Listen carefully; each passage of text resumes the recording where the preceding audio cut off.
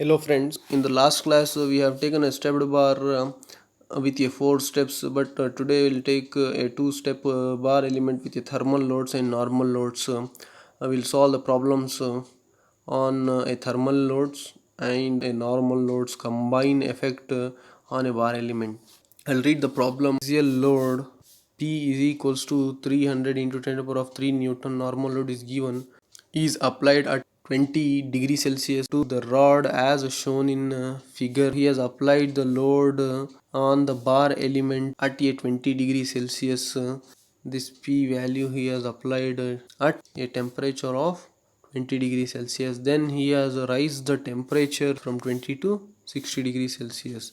Initial temperature is 20 and final temperature is 60. The temperature difference which is equals to 40 degrees Celsius he has applied.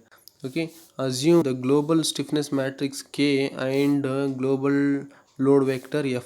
We need to assume the notations for finding the global stiffness matrix as a K and global force vector F. We need to indirectly are saying to find this K matrix and F vector.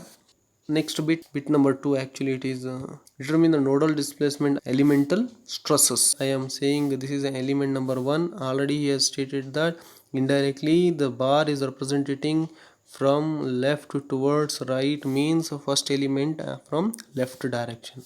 So element number 1 is this one, element number 2 is this one. Steel material is element number 2, aluminum material is element number 1. Properties of the material: E1 modulus of aluminium 70 into 10 to the power of 9 Newton per meter square. E2 is equals to 200 into 10 to the power of 9 Newton per meter square. The units are given in terms of a meter. So A1 area of cross section of aluminum material is 900 mm square. Area of cross section of steel material is equals to A2 is equals to 1200 mm square. Thermal coefficient of expansion of aluminum material, thermal coefficient of expansion of steel material alpha 1 is equals to 23 into 10 to the power of minus 6 per degree Celsius for aluminum material. Thermal coefficient of expansion for a steel material 11.7 into 10 to the power of minus 6 per degree Celsius. So all the data will take here as a given data. So same value what we have taken here. Young's modulus is given for a bar aluminum material 7 into 10 to the power of 9 Newton per meter square, converted in terms of a millimeter square and represented in terms of a 10 to the power of 5. E is equals to 70 into 10 to the power of 9 Newton per meter square, which is equals to 70 into 10 to the power of 9 whole divided by 1000 square. That means Newton per millimeter square. So if we need to convert this in terms of a meter, in terms of a millimeter square, means 1 meter is equals to 1000 millimeter. So we have millimeter square means square. If I will make here, it is equals to square. This will be equals to 10 to the power of 6 divided by 10 to the power of 6. That is a Newton per millimeter square. 10 to the power of 6 I will eliminate here. 3 will remains, then that is equals to 0.7 into 10 to the power of 5 Newton per millimeter square. So we have this here 0.7 into 10 to the power of 5 Newton per millimeter square. Similarly 200 into 10 to the power of 9 he has given, that has converted 2 into 10 to the power of 5 Newton per millimeter square from Newton per meter square. Then all the dimensions are in mm. A1 is equals to 900 mm square, A2 is equals to 1200 mm square. As it is, we have taken element 1 length is equals to 200 mm, L2 is equals to 300 mm. As a thermal expansion, as it is, we have taken load. He has given 300 into 10 to the power of 3 Newton, 300 into 10 to the power of 3 Newton, that is equals to 3 into 10 to the power of 5 Newton applied force. We need to find out the displacement, we need to find out the stress in each element. So what he has asked, we need to find out a nodal displacement and we need to find out the stresses in a element. As similar to that, first step of FEM is a finite element model. We are converting the given stepped bar element in terms of a one-dimensional FE model, which has at 3 nodes. So node number 1, node number 2, and node number 3. At node number 1 F1 has been applied, at node number 2 F2 is applied, at node number 3 F3 is applied due to application of a load F1, Q1, Q2, Q3 at node number 1, 2 and 3. So L1, L2. So two element bar what we have here. So we have taken as it is FE model we have represented, and then for each element we'll find out the elemental stiffness matrix. The step number 2. Step number 2, finding the elemental stiffness matrix. E is equals to 1 comma 2, I is equals to 1 comma 2. What we have, K is equals to AE divided by LE 1 minus 1 minus 1 1. So element number 1, consider E is equals to 1, I is equals to 1, K1 is equals to A1 E1 divided by L1 1 minus 1 minus 1 1. So we have a area of cross section A for a element number 1 is equals to 900 mm square. Substitute that value, and Young's modulus 0.7 into 10 to the power of 5 Newton per millimeter square, and length L for element number 1 200 mm. So all the values we have substituted here in this matrix. 900 area cross section, this one 700 into 10 to the power of 2 means 0.7 into 10 to the power of 5 Newton per millimeter square. This value we have substituted. Length the bar element aluminum material 200 mm. So then we'll calculate this value, that calculated value, which is equals to 3.15 into 10 to the power of 5. 10 to the power of 5 we have taken 3.5 we have multiplied inside. Then the elemental stiffness matrix for aluminum material K1 is equals to 10 to the power of 5 3.15 minus 3.15 minus 3.15 3.15, giving the name of the row sign columns. As we have known, the element will get start from node number 1 and ends at node number 2. This is aluminum material and this end is fixed. We have so the first row first column name is 1 and 1 we have taken, and it will get ends. Second row second column name we have given 2 and 2, right? So no or node number with respect to a row sign column we have given, and then element 2 stiffness matrix will find E is equals to 2, I is equals to 2, K is equals to K2 A2 E2 divided by L2 1 minus 1 minus 1 1. We have the A2 E2 L2, we know, just we need to cross verify. E2 is equals to 2 into 10 to the power of 5 Newton per millimeter square. A2 is equals to 1200 mm square. Length L is equals to 300 mm. So later on we'll take that alpha 2. First we'll find the elemental stiffness matrix. When we'll go for this value, A2 is equals to 1200 mm square. E is equals to 2 into 10 to the power of 5 for steel material, and length of the steel material is equals to 300. When we'll calculate this value, which is equals to 8 into 10 to the power of 5, 8 I'll multiply inside, then this matrix is yields to 10 to the power of 5 into 8 minus 8 minus 8 8. So giving the node number, row number and column number with respect to the node. So we have 3 nodes 1 2 and 3. Element number 2 will get start from node number 2 and ends at node number 3. Then the characteristics of first row and first column, which is equals to 2, and characteristics of second row second column, which is equals to 3 with respect to the node position of the element number 2. Then I'll find the global stiffness matrix of the bar element. K is equals to K1 plus K2. So we have a two step element. Each element has a stiffness matrix. K1 of element number 1 aluminum material has been used K1, and K2 has been used steel material. We have found all the values will take as it is here, K1 value and K2 value. So we have three nodes. Each node has 1 degree of freedom. That means 1 2 3 3 nodes. 3 into 1, which is equals to 3, will get a 3 cross 3 matrix. So here we have a 3 cross 3 matrix. So we'll take a matrix 1 2 3 1 2 3 global stiffness matrix. So now we have given that first we'll take a row number 1. Where is the row number 1 is there? Find out here only. We don't have any row here. Row number 1. Then we'll consider a first row first column value. First row first column value is here 3.15. I have taken as it is here. So now first row, first column, we have taken first row here. So first row value is a 3.15 we have taken. First row second column we have here, this is a minus 3.15. First row third column we don't have here any first row third column, but we have a third column, we don't have here any uh, first row. That means first row third column value is equals to 0. Now I'll find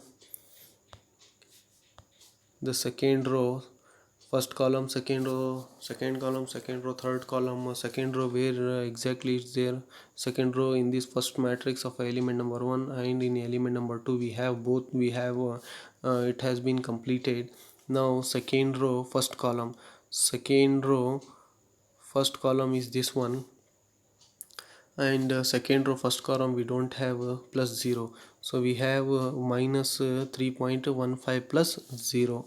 Second row second column, second row second column value we have is this one, as well as in this matrix we have second row second column value 3.15 plus 8, 3.15 plus 8 here, second row second column value we have A22 here as well as A22 here, right?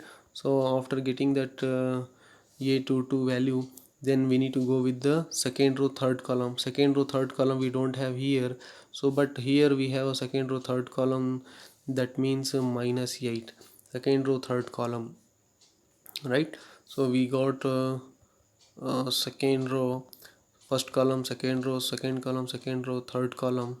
Now we need to solve on third row with first column, third row, second column, but here in the first matrix we don't have any third row, only first and second we have. So just we'll take a third row here, third row first column, third row first column is absent, but we don't have any value, means we'll take as a 0. Third row second column we have here, that will equals to minus 8, right? Minus 8. Third row third column we have this one plus 8. So we got that all the values of first row first column, first row second row third row with respect to the columns we have added. The assembly matrix is given here. Same matrix will substitute in a equilibrium equation. To bring that equilibrium equation, another two global vectors we need to find out after the stiffness matrix. The global global displacement vector, we have three nodes with a single degrees of freedom. Then global displacement vector yields to q1, q2, q3.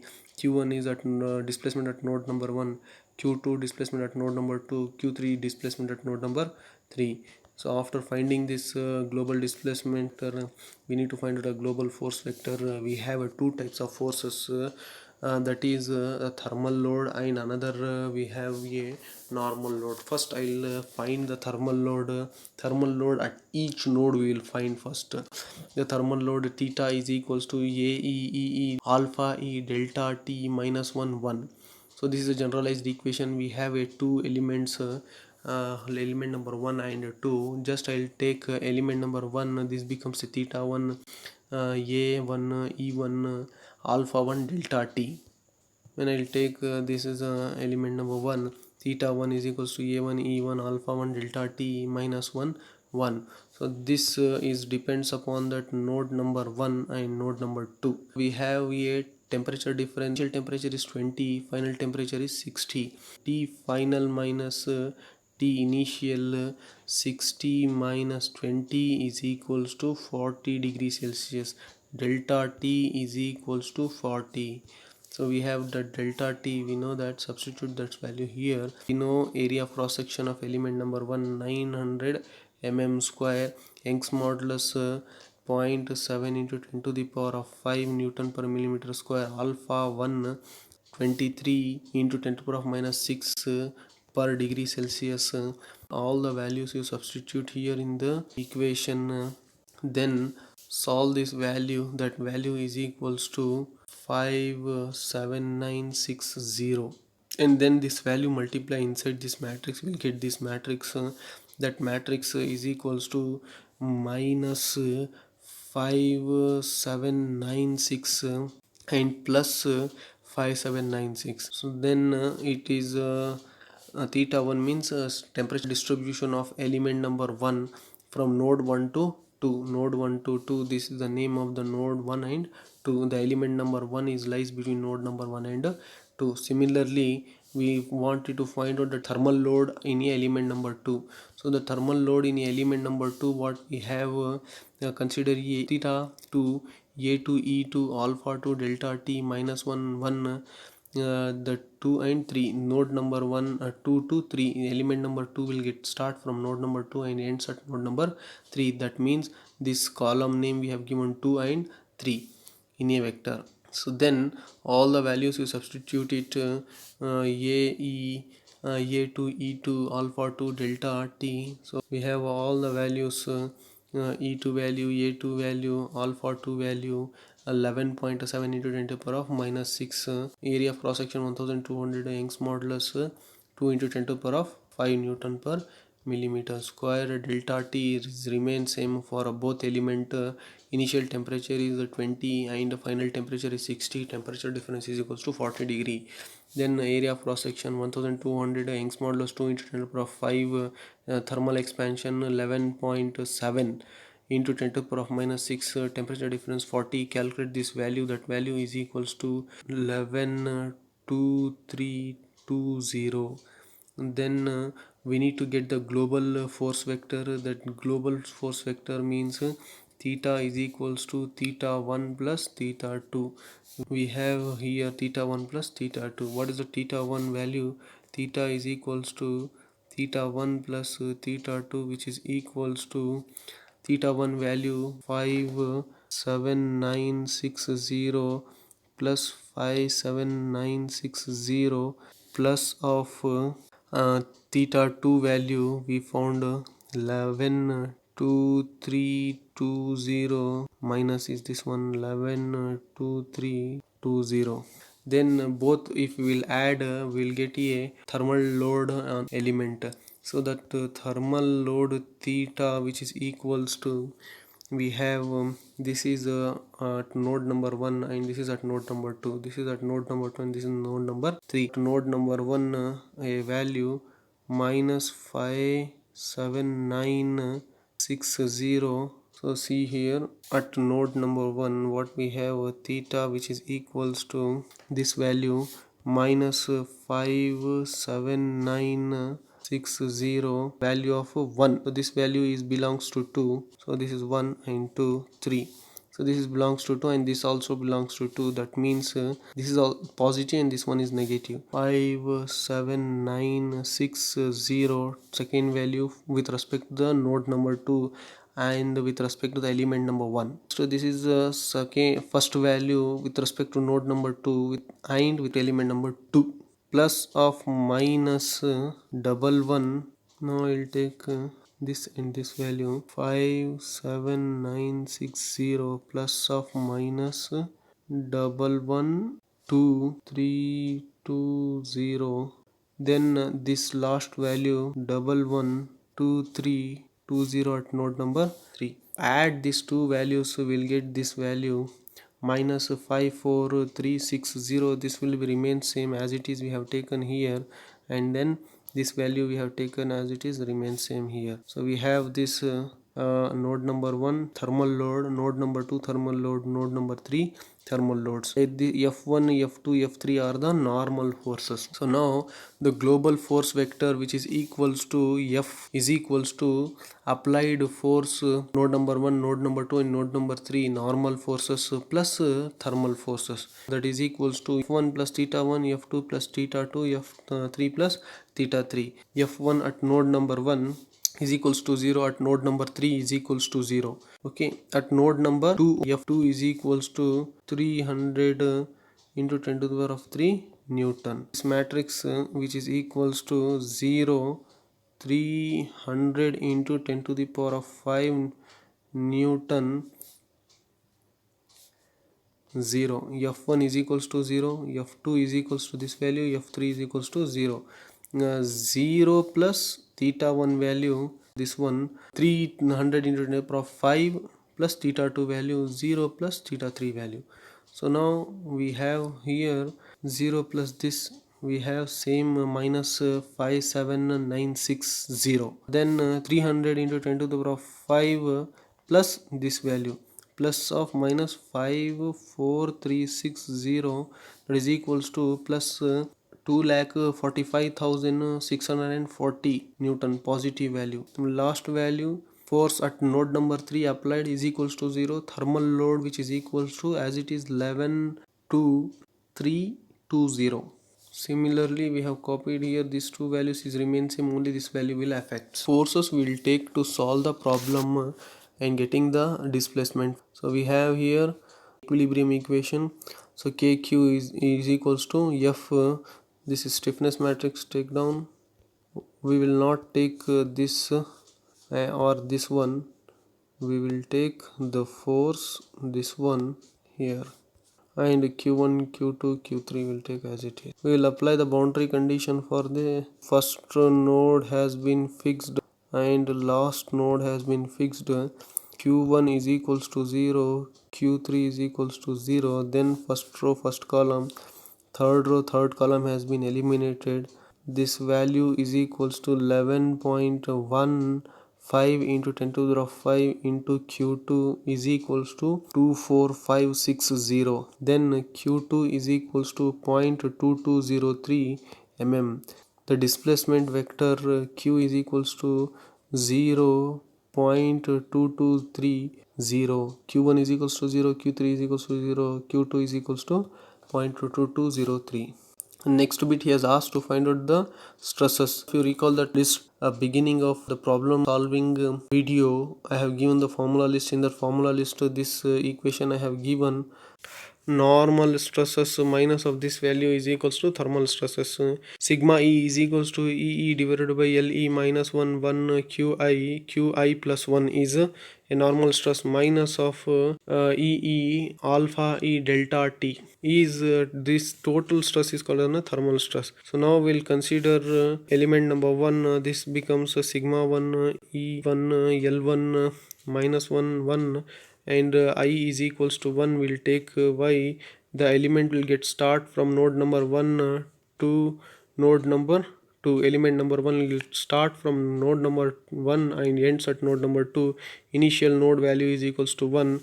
I'll take I is equals to 1. So I is equals to 1 means Q1 at node number 1 and Q2 at node number 2. It has been satisfied the equation for a element number 1. Minus, as it is, we have to take E1 alpha 1 delta T. So all the values we substitute. E1 is equals to aluminum material 0.7 into 10 to the power of 5. Length of the element is given 200 minus 1 Q1 0, Q2 we have found just now 0.2203 minus Young's modulus, that is 0.7 into 10 to the power of 5. Isothermal expansion 23 into 10 to the power of minus 6 into temperature difference 40 degrees Celsius. We have this 23 into 10 to the power of minus 6, 40. After this, calculate this whole value, which is equals to 12.705 megapascals. So how we will calculate this value? First you calculate this value, multiply inside that value is equals to 350 minus 350 plus 350. Then 0.2203 as it is you take down. After that first row with the first column multiply it, minus 350 into 0 plus of 350 into 0.2203. This value is equals to this one. This is equals to 0 minus 64.4. That is equals to 12.705 megapascals. Similarly, element number 2 will take as it is, substitute all the values. So this is a Q2 and Q3 will comes E2 L2 E2 alpha 2 delta T. All the values you substitute in this equation, you will get the answer minus 240.46 megapascals. Hence displacement at each node and stress in each element. We have found K matrix, so global force vector or load vector, nodal displacement, elemental stresses. All the characteristics we found. Thank you for listening my lecture.